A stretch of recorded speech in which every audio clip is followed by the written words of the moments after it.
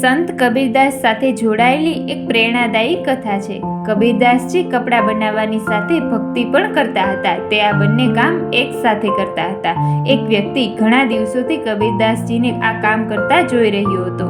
એક દિવસ તેણે કબીરદાસજીને પૂછ્યું કે હું તમને ઘણા દિવસથી જોઉં છું, તમે આખો દિવસ કપડાં બનાવતા રહો છો, તો ભક્તિ ક્યારે કરો છો?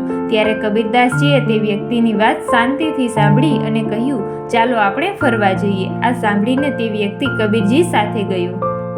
ત્યાં તેમણે રસ્તામાં એક સ્ત્રી જોઈ। મહિલાના માથા પર પાણીથી ભરેલો ઘડો મૂકવામાં આવ્યો હતો અને તે સ્ત્રી ગીત ગાતી ગાતી ચાલી રહી હતી। તેમણે ઘડો પકડ્યો ન હતો, પરંતુ ઘડો માથા પર હતો અને ઘડામાંથી પાણી પણ છલકાતું ન હતું। કબીરજીએ તે માણસને કહ્યું કે આ સ્ત્રી ખુશીથી ગીતો ગાતી વખતે તેમના ઘર માટે પાણી લઈ જાય છે। તેનું ધ્યાન તેના ઘડા પર, તેમના ગીત પર અને માર્ગ પર, એમ 3 કામ એક સાથે કરી રહી છે। એવી જ રીતે હું પણ મારું કામ અને ભક્તિ એક સાથે કરું છું।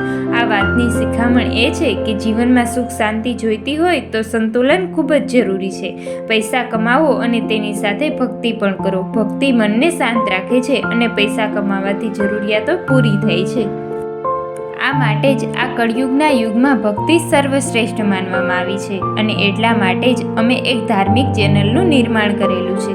અમારે જરૂર છે બસ તમારા પ્યાર અને સહકારની। તો મિત્રો, ધાર્મિક વિડીયો જોવા માટે અમારી ચેનલને સબસ્ક્રાઈબ કરો અને વધુમાં વધુ લોકોને શેર કરો। ધન્યવાદ।